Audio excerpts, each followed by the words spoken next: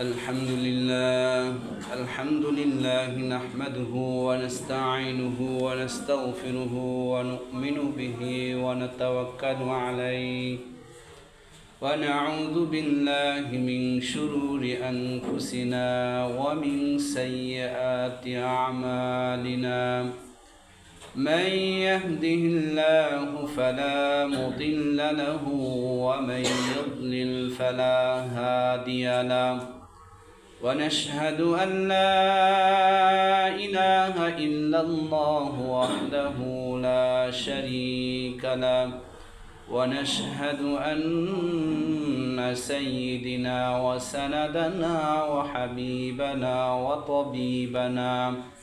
وطبيب قلوبنا وأولانا ومولانا محمدا عبده ورسوله الذي أرسله الله تعالى بالحق بشيرا ونذيرا وداعيا إلى الله بإذنه وسراجا وقمرا منيرا فقد قال الله سبحانه تعالى في كلامه المجيد وفي فرقانه الحميد أعوذ بالله من الشيطان الرجيم بسم الله الرحمن الرحيم إن الله لا يغفر أن يشرك به ويغفر ما دون ذلك لمن يشاء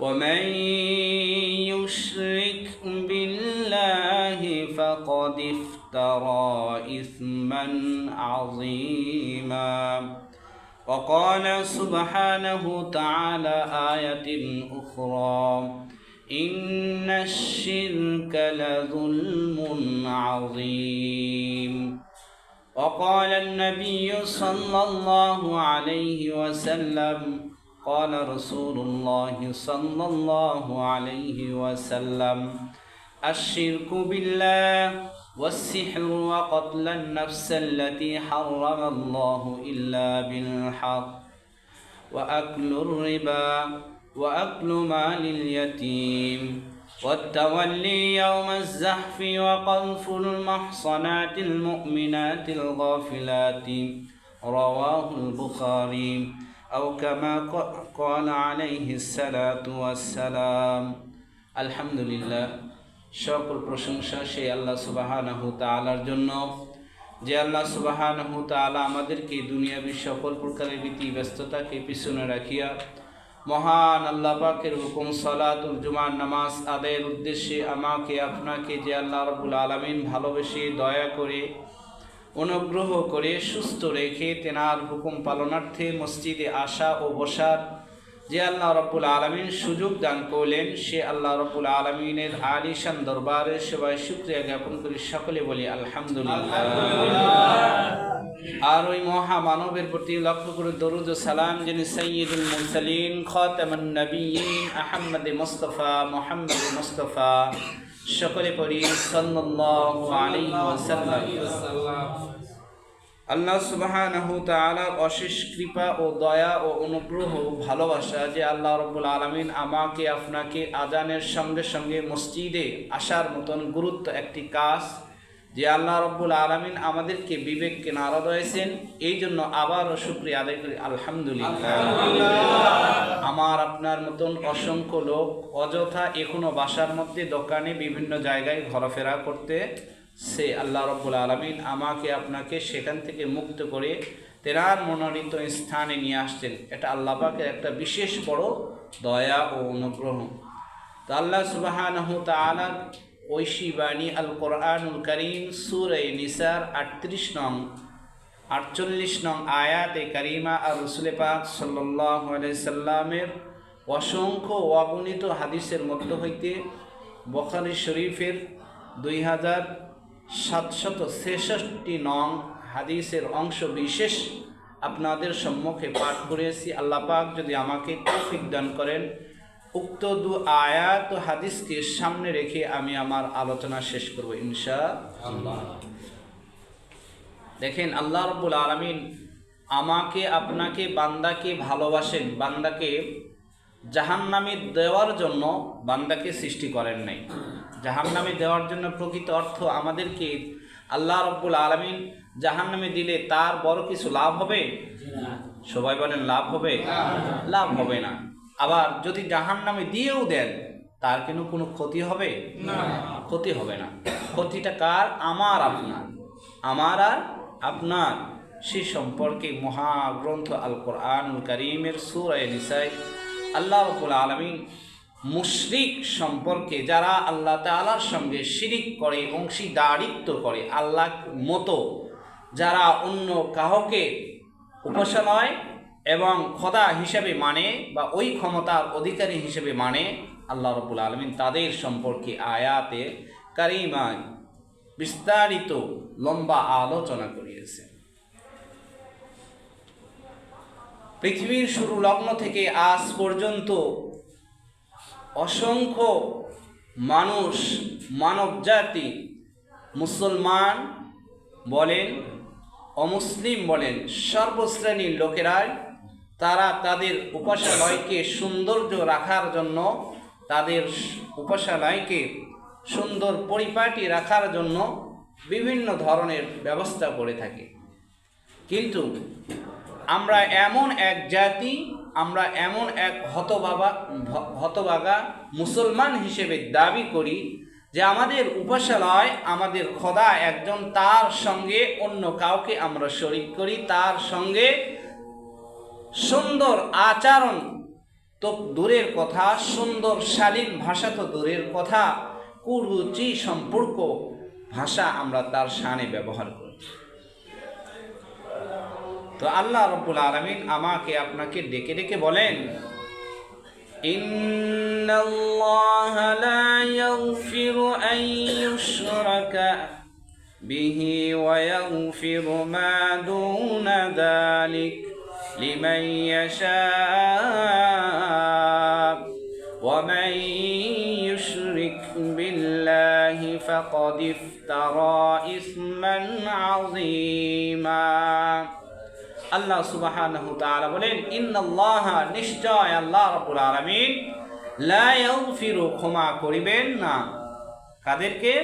আন ইউশরিকা বিহি, যারা তার সঙ্গে কাউকে অংশীদারিত্ব করে। তাহলে আল্লাহ ওই সমস্ত ব্যক্তিকে কোনো সময় ক্ষমা করবে না, এটা আল্লাহ তাআলা ঘোষণা দিয়ে দিয়েছেন।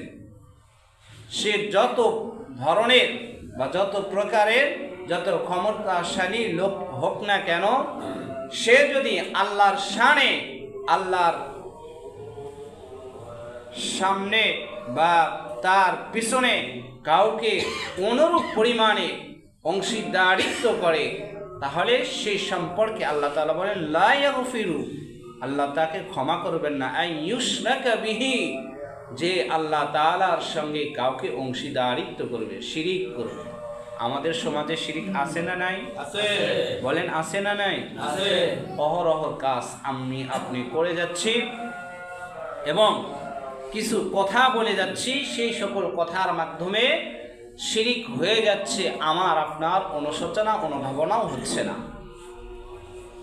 যে কথাগুলো আমি বলতেছি, কার শানে বলতেছি, কি উদ্দেশ্যে বলতেছি? মানুষকে, দুনিয়ার মানুষকে খুশি করার জন্য, দুনিয়াতে কিছু লাভবান হওয়ার জন্য আমি আমার আল্লাহর সনে, আমি আমার স্রষ্টার সনে, আমি আমার রিজিক দেনেওয়ালার সনে, আমি আমার হায়াত দেনেওয়ালা স্রষ্টার সঙ্গে, আমি আমার ব্যবসা বাণিজ্য করার যে ক্ষমতা, যে আমার প্রতিপালক দান করেছেন, সেই প্রতিপালকের সঙ্গে আমি অন্যকে অংশীদারিত্ব করতেছি।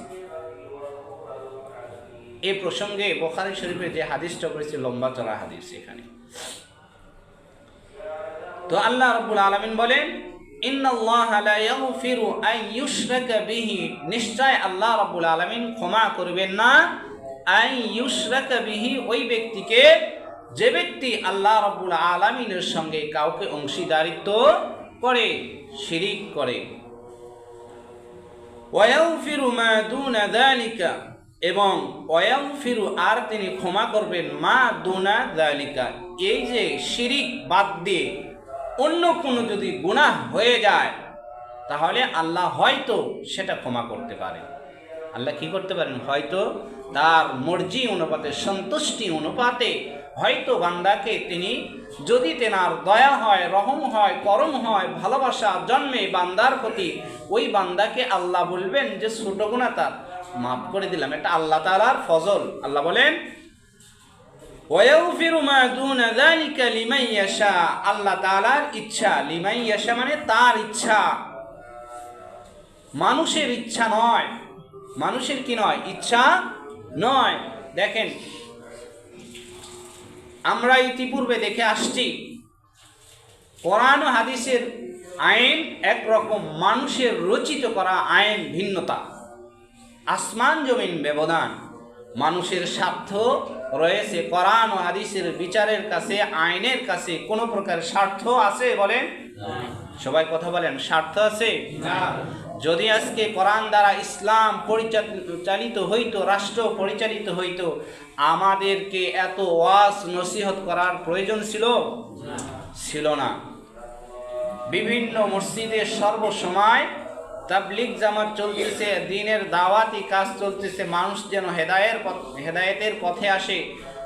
এই যে বিভিন্ন ইসলামী যত প্রোগ্রাম চলতেছে, মানুষ একটাই উদ্দেশ্য, মানুষ যেন বিপদ থেকে, অন্ধকার থেকে আলোর দিকে ফিরে আসে, মানুষ যেন বিপদগ্রস্ত, মানুষ যেন আলোর দিশারি পায়, সঠিক পথে চলে আসে। একটাই উদ্দেশ্য, নাকি আর অন্য কোনো উদ্দেশ্য? বলেন। মানুষকে সন্তুষ্টি করার জন্য আমরা বিভিন্ন কাজকর্ম করে থাকি। যেমন ধরেন, আমাদের ইসলামের আইন ছাড়া যেটা বর্তমানে যে আইন ব্যবস্থাপনা রয়েছে, এই আইন ব্যবস্থাপনা একজন নিরাপদ মানুষকে কিভাবে ফাঁসানো যায়, কিভাবে তাকে বিপদগ্রস্ত করা যায়, এটা মানুষের রচিত ভাষা বা মানুষের রচিত আইন দিয়ে সম্ভব। কিন্তু কোরআনের আইনের কাছে যে ব্যক্তি নির্দোষী, সে ব্যক্তিকে কখনো দোষী সাব্যস্ত করা, এটা কি কোরআন ও হাদিসে মানায়? সবাই কথা বলেন, মানায় না। কোরআনও চায় না, হাদিসও চায় না। রাসূল সাল্লাল্লাহু আলাইহি সাল্লাম এই শিক্ষা আমাদেরকে দেন নাই, রাসূলকে আমার আল্লাহ রাব্বুল আলামিন এই শিক্ষা দেন নাই।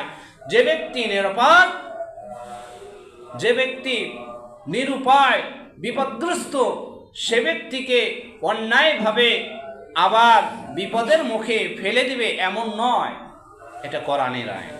আর মানুষের আইন, যে ব্যক্তি নিরাপদ নয়, বিপদগ্রস্ত নয়, তাকে যেন বিপদগ্রস্ত আরও ফালানো যায়। আর যে ব্যক্তি দোষী, সামান্য দোষী, সেই দোষীটাকে আরও যেন বড় আকার ধারণ করে তাকে সমাজের মধ্যে দোষী সাব্যস্ত করে পরিচিতি লাভ করে দেওয়া যায়। এটা মানুষের রচিত আইন ব্যবস্থাপনা। কিন্তু কোরআন ও হাদিসের আইন ব্যবস্থাপনা পুরোটাই বিপরীত। কোরআন ও হাদিসের আইন ব্যবস্থাপনা মানুষের কল্যাণ ডেকে নিয়ে আসবে। মানুষ যারা অন্ধকার পথে আছে, কোরআনের ব্যবস্থাপনা, কোরআনের আইনের ব্যবস্থাপনা, এটা মানুষকে আলোর দিকে নিয়ে আসবে, অন্ধকারে কখনো নিয়ে যাবে না। তাহলে আল্লাহ তাআলা বলেন ওয়াগফিরু মা দুনা যালিকা লিমান ইয়াশা, যে ব্যক্তি শিরিক করবে, শিরিক ছাড়া ছোট ছোট যে সকল গুনাহ রয়েছে, এই সকল গুনাহ হয়তো আল্লাহ পাকের যদি সন্তুষ্টি হন, তার প্রতি আল্লাহর যদি দয়া ভালোবাসা জন্মে, সেক্ষেত্রে আল্লাহ রাব্বুল আলামিন তাকে হয়তো তার ছোট গুনাহ মাফ করে দিতে পারেন। সুবহানাল্লাহ বলবেন না? আর শিরিকের গুনাহ আল্লাহ কখনোই ক্ষমা করবেন না। শিরিকের গুনাহ সবচেয়ে মারাত্মক গুনাহ, ভয়াবহতা গুনাহ, যে গুনাহ তওবা না করা পর্যন্ত আল্লাহ রাব্বুল আলামিন ক্ষমা করে দেন।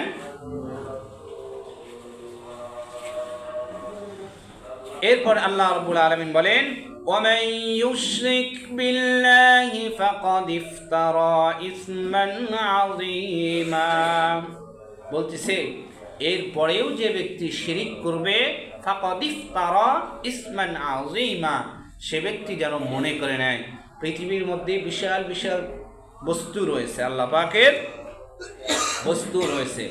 তো যে ব্যক্তি শিরিক করবে, শিরিককে বর্জন করবে না, সর্ব অবস্থায় শিরিক করে যাবে, সে ব্যক্তি যেন মনে করে ফাকাদ ইফতারা ইসমান আযীমা, গুনাহের মধ্যে যত ধরনের গুনাহ রয়েছে তার মধ্যে সবচেয়ে বড় ধরনের বৃহত্তম বড় ধরনের গুনাহ, সেই গুনাহের নাম কি?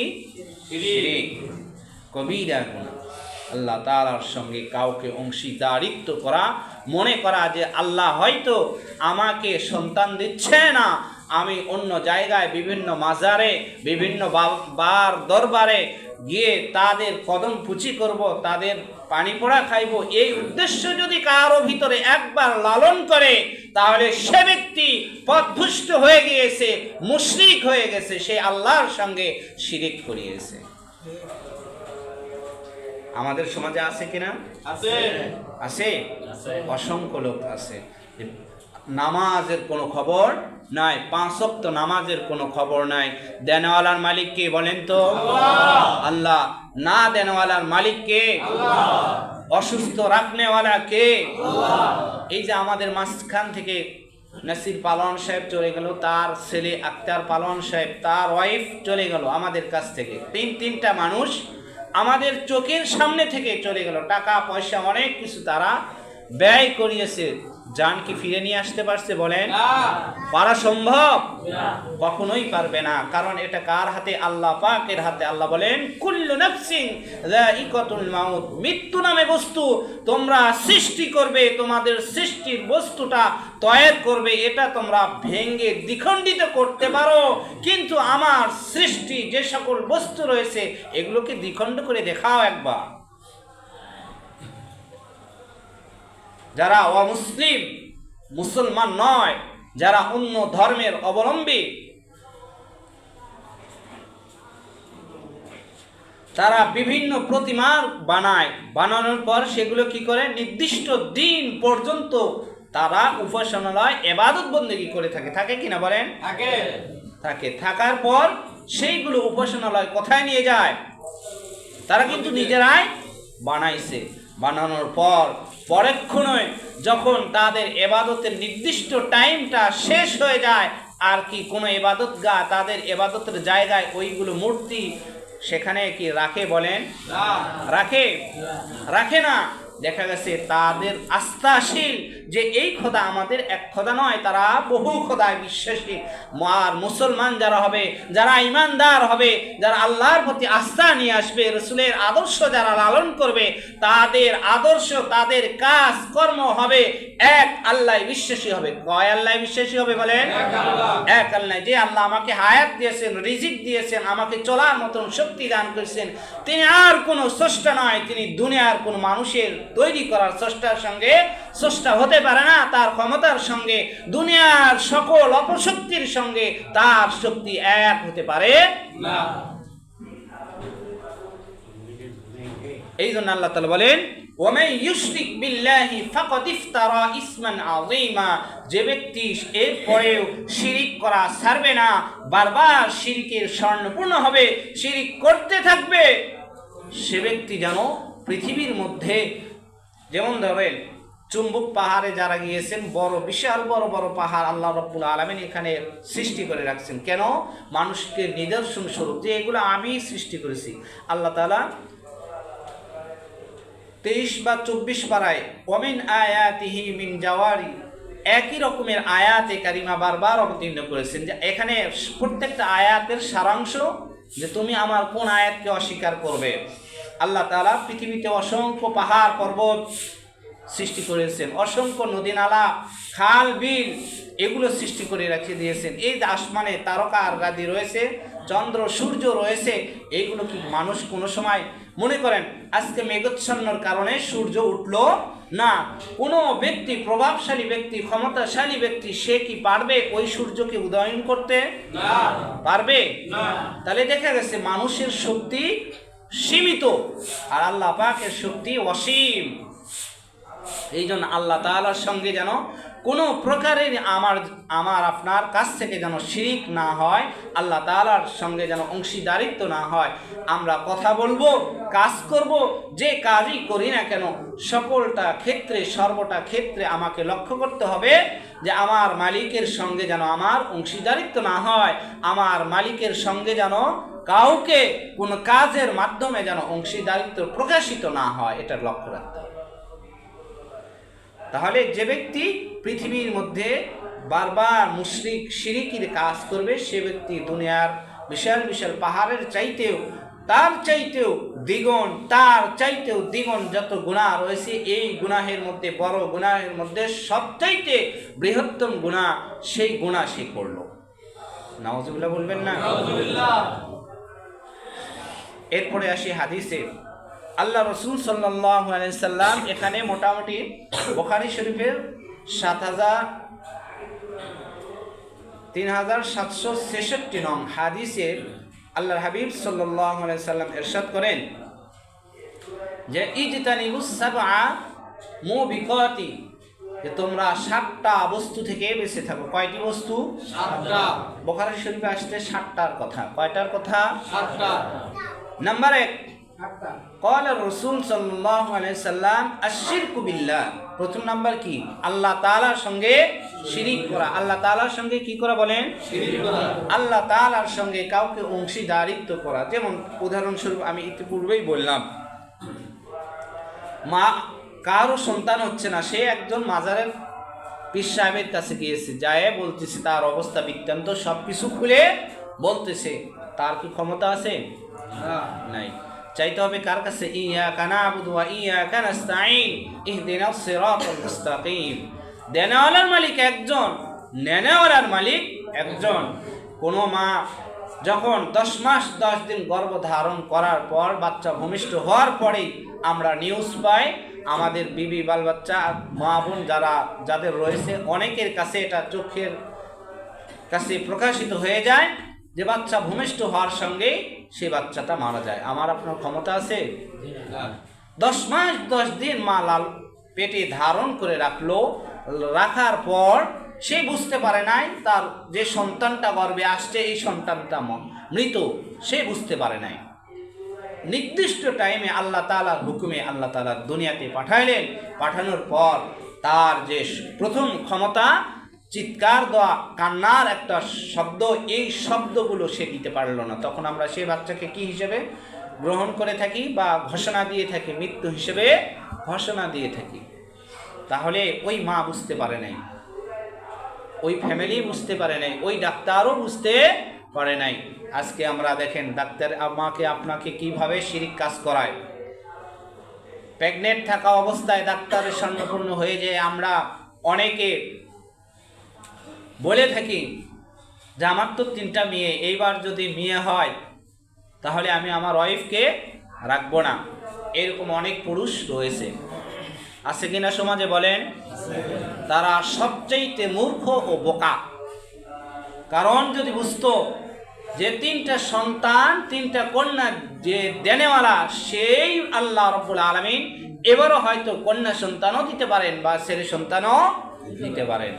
ডাক্তার আপনার থেকে বৃত্তান্ত নেওয়ার পর আপনাকে খুশি করার জন্য বলে, সাময়িকের জন্য, কারণ ওই জায়গা তো আমি দেখতে পারতেছি না, আপনাকে বলে যে এইবার হয়তো আপনার ছেলে সন্তান হবে, তাও শিওর আপনাকে দেয় না। কোনো ডাক্তার কি শিওর দিয়েছে বলেন? যারা এগুলো করিয়েছেন, এই যে সামনে লোকেরা যারা ঘুমাইছেন, বলেন তো যারা এইগুলো কাজ করিয়েছে তারা কি বলিয়েছে যে এবার আপনার ছেলেই হবে? শিওর ভাবে বলে? বলে না। তাহলে বোঝা গেল এটা ভুয়া। সত্য একটাই সত্য যে আমার মালিক আমার স্ত্রীকে সন্তান দিয়েছে আমার মালিকের মর্জি অনুপাতে। আমার মালিক যদি চায় ছেলে দিতে পারে, আমার মালিক যদি চায় কন্যা সন্তান দান করতে পারে। যদি আমি ডাক্তারের কাছে ওই কথা শুনে নিজের ভিতরে লালন করে নিই যে আমাকে ডাক্তার বলে দিয়েছে এবার ছেলে সন্তান হবে, কিন্তু পরেক্ষণে লক্ষ্য করে দেখা গেল যখন বাচ্চা ভূমিষ্ঠ হওয়ার সময় এসে যায়, ওই সময় বাচ্চা ভূমিষ্ঠ হইল, দুনিয়াতে আসলো, আসার পর দেখা গেল কন্যা সন্তান, তখন তার মাথা গরম হয়ে যায়। যদি এইরকম হয়ে যায় তাহলে ওই ব্যক্তি কি করলো? শিরিক সম্পূর্ণ কাজ করলো, মুশরিক সে। কোরআনের কথা, ওয়ামা ইশরিক বিল্লাহি ফাকাদ ইফতারা ইসমান আযীমা, সূরা নিসা আয়াত 48। শিরিক বিভিন্নভাবে হতে পারে।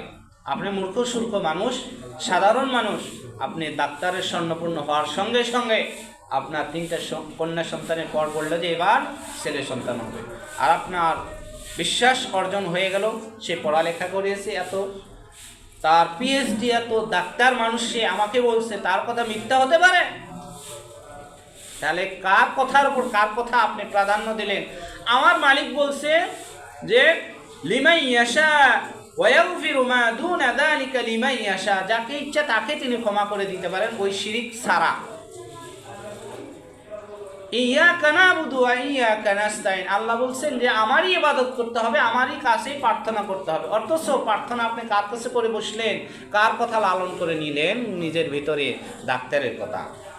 তাহলে এখানে স্রষ্টার কথা আর সৃষ্টির কুলের কথা, মাখলুকাতের কথা, স্রষ্টা আর সৃষ্টির মাঝে তফাৎ হয়ে গেল, বিভেদ হয়ে গেল, এটা প্রশ্নবিদ্ধ দাঁড়ায়। এটা এই রকম ধরনের কথা যারা আমরা ভিতরে লালন করি, এই সকল কথা হচ্ছে শিরিকপূর্ণ কথা। আমরা যারা এই সকল কথা নিজের ভিতরে লালন করে নিয়ে থাকি আল্লাহর হস্তে আল্লাহর সন্তুষ্টির জন্য, এগুলো নিজের মনের ভিতর লালন করব না। আপনাকে দেনেওয়ালা মানুষ, হাজারো মানুষ আছে নিঃস্ব সন্তান ছাড়া রয়েছে, আছে কিনা বলেন? আছে। আল্লাহ তাআলা তাকে ছেলেও দেন নাই, মেয়েও দেন নাই, কোনো কিছুই দেন নাই, দিয়ে বোঝাতে চান আমি সব কিছুই করতে পারি। আমি কাউকে 2টা সন্তান দিতে পারি, কাউকে ছেলে মেয়ে উভয়টাই দিতে পারি, কাউকে একবার নিঃস্ব করে রেখে দিতে পারি আজীবন। যত দিন সে বেঁচে থাকবে পৃথিবীর বুকে, তার ভিতরে একটা হাহাকার থেকে যাবে, আমি আজকে সন্তানের বাবা ডাক শোনার অধিকার আমার নাই, আমার কাছে বাবা ডাক শুনতে কেমন হয়, কেমন লাগে, এই ক্ষমতা তার ভিতরে নেই। আল্লাহ তাআলা বলেন যে আমি যাকে ইচ্ছা তাকে আমার কিছু কিছু পার্সোনাল বিষয় থাকে, সেগুলো আমি দিয়ে থাকি। আমি আপনি চাইলেই পাবো না। যদি চাইলেই পাওয়া যেত, যাদের অনেক কন্যা সন্তান রয়েছে তারা চাইলেই, যদি এটা সম্ভব হতো, মানুষের হাতে থাকতো, মানুষের সাধ্যের মধ্যে থাকতো, তাহলে মানুষ তয়ের করে দিত। তাহলে পৃথিবীতে যত ধরনের আমার আপনার কাছ থেকে গুনাহ হচ্ছে, সবচাইতে বড় গুনাহ কি? গুনাহে কবিরা বা শিরিক সম্পূর্ণ গুনাহ। এই গুনাহ কখনোই আল্লাহ রাব্বুল আলামিন ক্ষমা করবেন না। আর হাদিসটা যেটা বললাম যে ক্বালা রাসূল সাল্লাল্লাহু আলাইহি সাল্লাম আশ-শিরকু বিল্লাহ, প্রথম নাম্বার শিরিক। প্রথম নাম্বার কি? শিরিক। এটা বলতে গিয়ে কথা আমি ওই দিকে নিয়ে গেলাম। দ্বিতীয় নাম্বার ওয়াস-সিহর, দ্বিতীয় নাম্বার জাদুবিদ্যা করা। দ্বিতীয় নাম্বার কি বলেন? জাদুবিদ্যা করা। এইগুলো করার কারণে, এই 7টা কাজ করার কারণে আপনার আমল যেগুলো রয়েছে, সুন্দর আমল, সব কিছু নষ্ট হয়ে যাবে, মুশরিকে পরিণত হবে। বর্তমানে আমাদের সমাজে এগুলো চলছে, দেখেন। দ্বিতীয় নাম্বার ওয়াস-সিহর, জাদুবিদ্যা করা। মনে করেন আপনার ফ্যামিলিতে এক ভাই রয়েছে, স্মৃতিশক্তি কম, দুর্বল, তাকে আরো কিছু খাওয়াইয়া তার অর্থ সম্পদ আমি নিজে নামে লিখে নিই, এগুলো কি শিরিক সম্পন্ন নয়? বলেন, এটা পুরোটাই শিরিক। আল্লাহ রাসূল সাল্লাল্লাহু আলাইহি সাল্লাম বলছেন ওয়াস-সিহরু, জাদুবিদ্যা করে তার স্মৃতিশক্তি, ভালো স্মৃতিশক্তির মাঝে তুমি বিঘ্নতা ঘটাইবে, আর এই ভালো স্মৃতিশক্তির মাঝে বিঘ্নতা ঘটানোই আল্লাহ তাআলার সাথে শিরিক করা। বিধায় বোঝা গেল যারা জাদুবিদ্যা করে এটা প্রকৃত অর্থে এক ধরনের শিরিক করা আল্লাহ তাআলার সঙ্গে। কুফরি কালাম পড়ে, কুফরি কি পড়ে?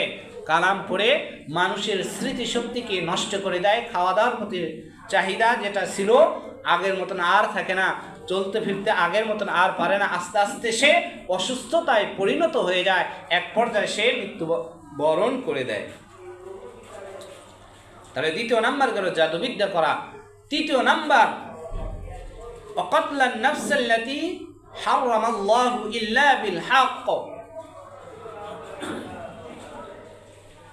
তৃতীয় নাম্বার হচ্ছে অন্যায়ভাবে কাউকে হত্যা করা।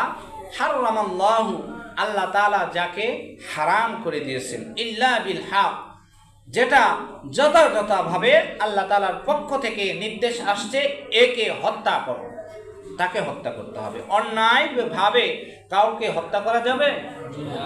আমাদের সমাজে আমাদের শাসন ব্যবস্থা অন্যভাবে হত্যা করে কিনা বলেন? সবাই কথা বলেন, করতেছে কিনা?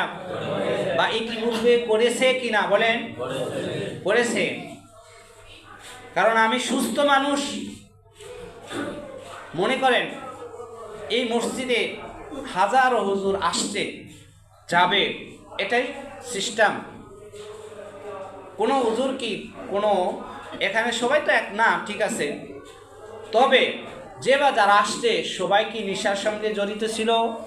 কথা বলতে হবে, সবাই ছিল? মাদকের সঙ্গে জড়িত ছিল? মেয়েদের যে ফ্যাসিলিটি বা মেয়েলি যে কাজকর্ম অকারেন্স যেগুলো, সেগুলোর সঙ্গে কোনো হুজুর জড়িত ছিল? কিন্তু তাদেরকে সে ধরেন কাউকে যদি এই রকম আচরণ করে এখান থেকে বিদায় করা হয়, এটা সত্য না মিথ্যা? শরীয়ত বলছে, রাসূল বলছেন ওয়াকাতলান নাফসাল্লাতী হারামাল্লাহু ইল্লা বিল হক। যে ব্যক্তি কাউকে মিথ্যা তহবত দিল, মিথ্যা দোষিত করলো, দোষিত করলো, সে ব্যক্তি আমার আল্লাহ তাআলার সঙ্গে, রাসূল বলেন আমার আল্লাহ তাআলার সঙ্গে শিরিক করলো। বলেন নাউযুবিল্লাহ। অন্যায়ভাবে কাউকে যদি হত্যা করে, দুটো একই অর্থ। অন্যায়ভাবে যদি কাউকে হত্যা করে, যে ব্যক্তিকে হত্যা করার কোনো কিছুই আসে নাই, যেটাকে কিসাস বলা হয়, কিসাসের বিধান আসে নাই, কিন্তু অন্যায়ভাবে নিজের বাপ দাদার সূত্র অনুপাতে প্রতিশোধ নিতে গিয়ে আর নিরাপদ মানুষকে আমি অন্যায়ভাবে হত্যা করে দিচ্ছি, মেরে ফেলে দিচ্ছি, যে কোনোভাবেই হোক না কেন, এটা হবে এক নাম্বার শিরিক। আর এটা আল্লাহ তাআলা পছন্দ করেন না, আল্লাহ তাআলার নির্দেশ এটা নাই। যে ব্যক্তি এই যে কিছুদিন আগে যে আবুল সরকার আল্লাহ তাআলার সঙ্গে, আল্লাহ তাআলার শানে কুরুচি সম্পূর্ণ শব্দগুলো ব্যবহার করেছে, শরীয়ত বলছে তাকে হত্যা করো। শরীয়ত কি বলছে? তাকে হত্যা করো। উকতুলু হাইসু ওয়াজাদতুমুহুম, তোমরা যাকে আল্লাহ বিদ্বেষী পাবে, যে অবস্থায় পাবে, যেখানে পাবে, সেখানে তোমরা ধরো প্লাস মেরে ফেলে দাও। এটা আল্লাহ তাআলার বিধান। 4 নম্বর ওয়া আকলুর রিবা। 4 নম্বর কি? রিবা মানে সুদ। এটা কম না বেশি আমাদের সমাজে? যেগুলো পয়েন্ট আমি বলতেছি এগুলো আমাদের সমাজে আছে না নাই বলেন? আছে। 3টা পয়েন্ট আমি ইতিপূর্বে আলোচনা করছি। 4 নম্বর ওয়া আকলুর রিবা। 4 নম্বর হচ্ছে সুদ খাওয়া। সুদ খাওয়া, সুদে কারবারি করা। এটা কি ভালো জিনিস? সবাই বলেন না ভালো জিনিস। কোন মসজিদের ইমাম বলছে যে সুদে কারবারি ভালো জিনিস, আপনারা সবাই খায়েন বলছে? তাহলে যারা খায় বা যারা সুদে লেনদেনই করে, তাহলে তারা কি অনুপাতে করে? আল্লাহ তাআলা বলছেন আহাল্লাল্লাহুল বাইআ ওয়া হাররামার রিবা। আল্লাহ ব্যবসা বাণিজ্যকে হালাল করে দিয়েছেন আর হারামকে, সুদকে হারাম করে দিয়েছেন, নিষেধাজ্ঞা দিয়ে দিয়েছেন। তাহলে মানুষ বর্তমানের অবস্থায় আমরা সুদের দিকে ধাবিত। আমরা কিসের দিকে ধাবিত? সুদের দিকে ধাবিত। এই কথাটার ব্যাখ্যা করবো ইনশাআল্লাহ। ওয়া আকলু মালুল ইয়াতীমি। 5 নাম্বার ইতিমের হক খাওয়া, নষ্ট করা বা খাওয়া, ইতিমের হকগুলো অন্যায়ভাবে নিজে লালন করা। 6 নাম্বার ওয়াত্তাওয়াল্লি ইয়াউমাল জাহফি। ওয়াত্তাওয়াল্লি ইয়াউমাল জাহফি, মনে করেন যুদ্ধের ময়দান থেকে কোনো ব্যক্তি যদি অন্যায়ভাবে অযথা পলায়ন করে আসে, সে ব্যক্তি হচ্ছে শিরিক কাজ করলো। মনে করেন এখন দ্বীন-ই ইসলাম প্রতিষ্ঠা করার আমার আপনার নৈতিক দায়িত্ব। আমার আপনার কি দায়িত্ব বলেন? যদি কোরআন ও হাদিস সঙ্গত কোরআন ও হাদিস সঙ্গত, কোরআন ও হাদিসের অনুপাতে যদি কোনো কোরআন ও হাদিসের শাসক আমাকে আপনাকে কোরআন ও হাদিসের দ্বীনকে প্রতিষ্ঠিত করার জন্য যখন যে অবস্থায় ডাক দিবে, ওই অবস্থায় আমার আপনার যাওয়া ফরজ আইন। এই হাদিস দ্বারা বোঝা যায় যুদ্ধের ময়দানে কোরআনের দ্বীনকে, আল্লাহ তাআলার দ্বীনকে, কোরআনের বিধানকে প্রতিষ্ঠিত করার জন্য, রসুলের দ্বীনকে প্রতিষ্ঠিত করার জন্য যদি কোরআনী কোনো শাসক আমাকে আপনাকে যে অঞ্চল থেকে যেভাবে ডাক দিবে সেই অবস্থায় আসা, অংশগ্রহণ করা আমার আপনার উপর ফরজ আইন। যদি না আসি তাহলে আমি আপনার শিরিক কাজ করলাম। এটা 6 নাম্বার। 7 নাম্বার, ওয়াকফুল মুহসানাতিল মুমিনাতিল গাফিলাত।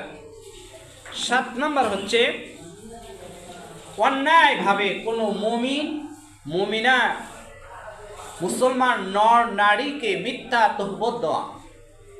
অন্যায় করে নাই কিন্তু তাকে দোষারোপ করা হচ্ছে। কেউ জেনা করে নাই কিন্তু আমাদের সমাজে, প্রচলিত সমাজে তাকে ফাঁসানোর জন্য, জেনার সাক্ষ্য দেওয়ার জন্য 4টা জিনিস অবশ্যই প্রযোজ্য। কয়টি জিনিস? 4টা জিনিস। 1 নাম্বার, পুরুষ 2 জন সাক্ষ্য হতে হবে। কয়জন? পুরুষ, আর একজন মেয়ে। আরেকজন কে? মেয়ে। 4 নাম্বার পয়েন্ট সেটা সুয়ে যেমন সুতা লাগানোর পর সুতাটা আমি লাগাইছি, এটা আমার অন্তরের ভিতরে বিশ্বাস হয়, এটা দেখার মতন হতে হবে। অনুভব করে বিচার করা যাবে না। বর্তমান সমাজে শুনছে যে তার স্ত্রী তার সঙ্গে জেনার কাজ করেছে, বাস্তবে কি তাই? হয়তো পরকে আলাদা জিনিস, জেনা আলাদা জিনিস। তার সঙ্গে জেনার কাছেই যায় নাই, শুধু অবৈধ সম্পর্কে জর্জরিত হয়েছে, এটার গুনাহ আলাদা। জেনার যখন কাজ করবে তখন সেটা নিজের চোখে দেখতে হবে। সুয়ে যেরকম সুতা লাগানোর পর সুয়ের সুতা আমি লাগাইছি, এটা আমার অন্তরে বিশ্বাস হয়ে যায়, এরপর আমি সুয়ের কাজ, সুতা দ্বারা আমি যে কাজটা করতে চাই, সেলাই পরা যেগুলো আমি করি, সেগুলো আমি করতে পারি। অনুরূপভাবে কোনো ব্যক্তি যদি কারো সঙ্গে জেনার কাজ করে তাহলে এই 4টা জিনিস অবশ্যই থাকতে হবে। এটা হচ্ছে বুখারী শরীফের হাদিস।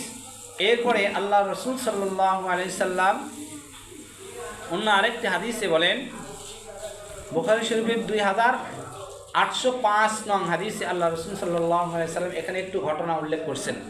আল্লাহ রসুল সাল্লাল্লাহু আলাইহি সাল্লাম হাঁটতে যাচ্ছিলেন ফজর নামাজ পর কিছু সাহাবীদেরকে নিয়ে। তারা প্রতিমধ্যে দেখেন যে একটা নদী রয়েছে, এটা সুদের হাদিস। তো রসুল সাল্লাল্লাহু আলাইহি সাল্লাম দেখতেছেন একজন লোক কিনারায় দাঁড়িয়ে, নদীর কিনারায় দাঁড়ানো, আরেকজন নদীর মাঝখানে দাঁড়ানো। আর সেই নদীগুলো পানি সাধারণত, এই যে আমাদের নদী পানি থাকে না, অন্য কোনো কিছু থাকে বলেন? পানি থাকে। নদীতে কি থাকে বলেন? পানি থাকে। আর ওই নদীতে কি আছে? শুধু রক্ত। শুধু কি আছে বলেন? রক্ত। রসুল সাল্লাল্লাহু আলাইহি সাল্লাম দেখতেছেন আর তার সঙ্গে 2 জন ব্যক্তি রয়েছেন। তো তেনারা দেখতেছেন যে এই নদীতে শুধু রক্তই রয়েছে। একজন ব্যক্তি সে কিনারায় দাঁড়িয়ে রয়েছে, আরেকজন ব্যক্তি মাঝখানে পাথরের কাছে রয়েছে। যে ব্যক্তি কিনারার কাছে রয়েছে সে ব্যক্তি, ওই মাঝখানে যে ব্যক্তি রয়েছে সে ব্যক্তি বারবার কিনারার কাছে আসতে চাচ্ছে, নদীর কিনারায়, কুলের নিকটে, ধারে, পাড়ে, যেটাই আমরা বলি না কেন, এখানে আসতে চাচ্ছে। কিন্তু এই নদীর কিনারায় যে ব্যক্তি রয়েছে এই ব্যক্তি বারবার তাকে পাথর দিয়ে নিক্ষেপ করতেছে। বারবার কি করতেছে বলেন? পাথর দিয়ে নিক্ষেপ করতেছে। সে ব্যক্তি ওই পাথরের আঘাতে আবার পুনরায় পূর্বের জায়গায় নদীর মাঝখানে চলে যাচ্ছে। রাসূল সাল্লাল্লাহু আলাইহি সাল্লামকে জিবরিল আমিন এসে বলতেছেন, ইয়া রাসূলুল্লাহ, ইয়া হাবিবাল্লাহ, আপনি জানেন কি এই ব্যক্তিকে? রাসূল সাল্লাল্লাহু আলাইহি সাল্লামকে হযরতে জিবরিল আমিন ওহির মাধ্যমে জানাইলেন, এই ব্যক্তি ওই ব্যক্তি যে ব্যক্তি দুনিয়ার মধ্যে সুদে কারবারি করত। তাহলে কত বড় ভয়ানক কথা, পানির ভিতরে থাকবে না। তাহলে বোঝা গেল, এই হাদিস দ্বারা বোঝা যায়, আরো লম্বা ঘটনা রয়েছে, এই হাদিস দ্বারা বোঝা যায় যে ব্যক্তি সুদে কারবারি করবে, সুদে লেনদেনই করবে, এখানে 4টা জিনিস রয়েছে। 4টা জিনিসকে মনে করেন প্রত্যেকটা ব্যক্তির একটা স্বাধীনতা রয়েছে, বিশেষভাবে কাউকে কিছু দেওয়ার মতন একটা যোগ্যতা আল্লাহ তাআলা দিয়ে দিয়েছেন। আল্লাহ তাআলারও বিশেষ কিছু বান্দা থাকবে, তাদেরকে আল্লাহ রাব্বুল আলামিন বিশেষভাবে কিছু দিয়ে দিবেন। তার মধ্যে 4টি বিশেষ ব্যক্তি থাকবে। 1 নাম্বার সুদদাতা ও গ্রহেতা, সুদদাতা ও গ্রহেতা। এরপরে 2 নাম্বার মদ পান করা, 2 নাম্বার কি করা? মদ পান করা। 3 নাম্বার ইয়েতিমের মাল সম্পদ অন্যায়ভাবে নিজে হরণ করা অর্থাৎ খাওয়া। 4 নাম্বার পিতা মাতার অবাধ্য সন্তান আদি। এই 4 জনকে আল্লাহ রাব্বুল আলামিন স্পেশাল ভাবে বলবে তোমাদেরকে জাহান্নামেই থাকতে হবে। বলুন নাউজুবিল্লাহ। এটা মুসনাদে আহমদ এবং মুসলিম শরীফের 1610 নং হাদিসে আল্লাহ রাসূল সাল্লাল্লাহু আলাইহি ওয়াসাল্লাম ইরশাদ করেন। সময় কম, হাদিসটা বলবো না, শুধু নাম্বার বললাম। 1610 নং হাদিসে আল্লাহ রাসূল সাল্লাল্লাহু আলাইহি ওয়াসাল্লাম বলেন, এই 4 শ্রেণীর লোকদেরকে আল্লাহ তাআলা তার স্পেশাল ভাবে বলবে তোমরা জাহান্নামে থাকো, তোমাদের জাহান্নাম ছাড়া আমি অন্য কিছুই দিতে পারবো না। তার মধ্যে 1 নাম্বার কি? সুদ দাতা ও গ্রহেতা। এখানে 4টা জিনিস। 1 নাম্বার সুদ দেনেওয়ালা, 2 নাম্বার সুদ নেনেওয়ালা অর্থাৎ গ্রহেতা, 3 নাম্বার সুদের ব্যাপারে কাউকে সাক্ষী রাখা। সুদের ব্যাপারে কাউকে কি রাখা? সাক্ষী রাখা। আমাদের সমাজে আছে কিনা? দেখা গেছে একজন সুদ নিচ্ছে, আরেকজন দিচ্ছে, উভয় জনে ফর্ম পূরণ করে সেখানে আরেকজনের সাক্ষ্য নিচ্ছে। বাবা বা স্বামী বা স্ত্রী, বিভিন্ন কিছু হতে পারে, তার বড় ভাই। এই সে কোনোদিন সুদের সাথে জড়িত হয় নাই, ব্যাংকে আসে নাই। এরপর গ্রাহক বলেন, গ্রামীণ বলেন, যে কোনো এনজিওতে কোনোদিনই আসে নাই। তাহলে সে ব্যক্তি তার ছেলে বা তার মেয়ে, তার জামাই বিভিন্ন জনের কারণে এই সুদের সঙ্গে জড়িত হয়ে যাচ্ছে। তাহলে এই যে এই 4 শ্রেণীর লোক, এই 4 শ্রেণীর লোকের ভয়াবহ অবস্থা হবে। ওই যে নদীর মাঝখানে যে ব্যক্তি রক্তের নদীর মাঝখানে বারবার কিনারায় আসতে চাচ্ছে, আর কিনারায় যে ব্যক্তি রয়েছে ওই ব্যক্তি তাকে পাথর দিয়ে আঘাত করে পুনরায় আবার নদীর মাঝখানে নিয়ে যাচ্ছে। এই সকল ব্যক্তিদের অবস্থা হবে ভয়াবহ অবস্থা। আল্লাহ তাআলা সবাইকে, আমরা যারা ভুলে বশতে সুদের সঙ্গে জড়িত ছিলাম, আল্লাহ তাআলা যেন সবাইকে আল্লাহর হস্তে মাফ করে দেন। সকলে বলে আমিন। সুদের সঙ্গে কোনোদিন জড়িত হইেন না, কোনোদিন না। একবেলা অন্তত পক্ষে না খেয়ে থাকলেও আপনার কোনো সমস্যা হবে না, কিন্তু একবার যদি সুদের সঙ্গে কোনো ব্যক্তি জর্জরিত হয়ে যায়, তার বাসস্থান আল্লাহর রাসূল সাল্লাল্লাহু আলাইহি সাল্লামের ভাষ্য অনুযায়ী তার বাসস্থান হবে জাহান্নাম, জাহান্নামের নদী। আর ওই নদীতে পানি থাকবে না, ওই নদীতে থাকবে রক্ত। সে মাঝখানে থাকবে। যদি বারবার কিনারায় আসার চেষ্টা করে, কিনারার লোকেরা তাকে পাথর নিক্ষেপ করে আবার পুনরায় নদীর মাঝখানে দিবে। এর চাইতে বেদনাদায়ক, কষ্টদায়ক আর কি হতে পারে? দুনিয়ার প্রাচুর্য আমি তৈরি করলাম সুদে টাকা দিয়ে, অর্থ সম্পদ দিয়ে। এই প্রাচুর্য সম্পদ আপনাকে আমাকে ওই রক্তের নদীতে নিয়ে যাবে, ওই রক্তের নদীতে নিয়ে যাবে, আর ওখান থেকে আমাকে জাহান্নামে নিয়ে যাবে। আর জাহান্নামে নিয়ে যাওয়ার পর জাহান্নামের যত ধরনের শাস্তি রয়েছে সকল শাস্তি আমার উপর প্রয়োগ করা হবে। আমি আপনি কি সহ্য করতে পারবো বলেন? যখন মাথার উপর আঘাত, মাথার উপর সূর্য চলে আসবে, সেই কতশো মাইল উপরে আমাদের সূর্য যখন তীব্র চৈত্র মাসের যখন খরা রোদ পড়ে, তখন কি এই রোদকে সবাই স্বাভাবিকভাবে লোড নিতে পারি বলেন? নিতে পারি না। অনুরূপভাবে মনে করেন এখানে কেউ চুলা জ্বালাইছে, জ্বালানোর পর সেই চুলার আশেপাশে ভালো ধরনের খড়িগুলো সেখানে জ্বালানো করার জন্য জড়ো করা হয়েছে এবং জ্বালানো হয়েছে। তো তার যে একটা তাপ রয়েছে আশেপাশে থেকে পাওয়া যায় কিনা যায় না বলেন? তার তাপটা আশেপাশে থেকেই পাওয়া যায়, কাছে ভিড়া যায় না, কাছে আসা যায় না। কিন্তু জাহান্নামের যে উত্তপ্ত আগুন, অগ্নি আগুন, সেই অগ্নি আগুনের সীসা হবে বহুত বড়, স্ফুলিঙ্গ হবে বহুত বড়। সেই আগুনের সীসা চতুর্দিকে ছিটে যাবে, হাজার হাজার কোটি কোটি মাইল দূরে থাকার পরেও ওই সীসার সামান্যতম ঝোলকে আমার আপনার গায়ের সঙ্গে লাগবে, মনে হয় এমন হবে যে অতি কাছে এই জাহান্নামের আগুন আমাকে আপনাকে স্পর্শ করে যাচ্ছে। সেই দিন কিভাবে সহ্য করব? এর প্রসঙ্গে ওই 7টার সঙ্গে বিভিন্ন হাদিস থেকে আরও কয়েকটা পাওয়া যায়। আর একটি 8 নম্বর হচ্ছে সুদ দেওয়ার যে শাস্তি, সেই শাস্তিটা। 9 নম্বর শাস্তি, সুদ খাওয়ার অবস্থায় যদি মৃত্যু হয় সে চিরস্থায়ী একবারে জাহান্নামে। সে চিরস্থায়ী কী হবে বলেন? জাহান্নামে। এখানে ওই 4টাকে আবার উল্লেখ করা হয়েছে। যদি কোনো ব্যক্তি মদ সারা জীবন পান করে, মদ পান করে, কী অবস্থায়? মদ পান করা অবস্থায় মেডিকেলে নিয়ে গেছে, যাওয়ার পর সেখানেও মদ চায়, আর ওই অবস্থায় সে মারা গিয়েছে, তার বাসস্থান কোথায় হবে? রসুল বলছেন কোথায়? জাহান্নামে। বুখারী শরীফের হাদিস 2805 নং হাদিসে আল্লাহ রসুল সাল্লাল্লাহু আলাইহি ওয়াসাল্লাম বলেন যে যারা শরাব পান করবে, মদ পান করবে, এই অবস্থায় মৃত্যুবরণ করবে, তাদের বাসস্থান হবে কোথায়? জাহান্নামে।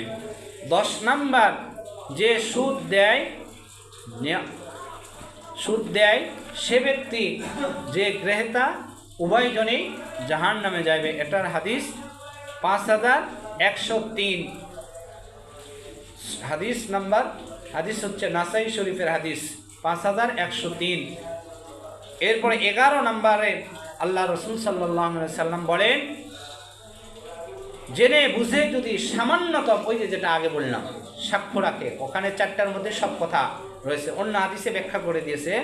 জেনে বুঝে যদি কোনো ব্যক্তি সামান্য পরিমাণ সুদে কারবারি করে, বা কারো অর্থ সম্পদ, এখানে এই হাদিসটাও আসছে, কারো অর্থ সম্পদ যদি একটু, যদি 1 আঙ্গুল বা 2 আঙ্গুল যদি অর্থ সম্পদ যদি নিয়ে নেয় নিজের ভিতরে, এটা হবে সুদ। আর এই কারণে সে হবে কোথায়?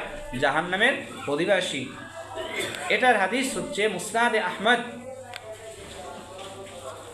6672। আর 12 নম্বর যেটা পয়েন্ট, সুদ লেনদেনের ব্যাপারে আল্লাহ রসুল সাল্লাল্লাহু আলাইহি সাল্লাম এরশাদ করছেন, সবগুলো হাদিসের সারাংশ একটাই, সুদে কারবারি যারা করবে, অন্যের হক যারা অন্যায়ভাবে লালন করবে, সুদদাতা, সুদ গ্রহীতা, সাক্ষ্য প্রদান করেনেওয়ালা, সব কিছু মিলে তাদের বাসস্থান হবে কোথায়? জাহান্নাম। তাহলে আজকের আলোচনার মূল বিষয় যে আমাদের কঠিন যেগুলো শাস্তি, এই ধ্বংসর হচ্ছে মূল একটাই কারণ, শিরিক করা। আর শিরিকের জন্য 7টা পয়েন্ট আমি বললাম, তৎসঙ্গে কিছু শাখা মিলে 12টা পয়েন্ট আমি আপনাদের সম্মুখে উপস্থাপনা করলাম। আল্লাহ রাব্বুল আলামিন আমাদেরকে উক্ত 12টি পয়েন্ট অনুপাতে নিজে ও অপরকে মেনে চলে দুনিয়ার থেকে বিয়োগ বরণ করে আল্লাহ তাআলার সন্তুষ্টি অর্জন করে দুনিয়ার থেকে বিয়োগ বরণ করার তৌফিক দান করুক, এই আশা ব্যক্ত রেখে আমি আমার সংক্ষিপ্ত আলোচনাকে শেষ করতেছি। ওয়া আখিরু দাওয়ানা আনিল হামদুলিল্লাহি রাব্বিল আলামিন।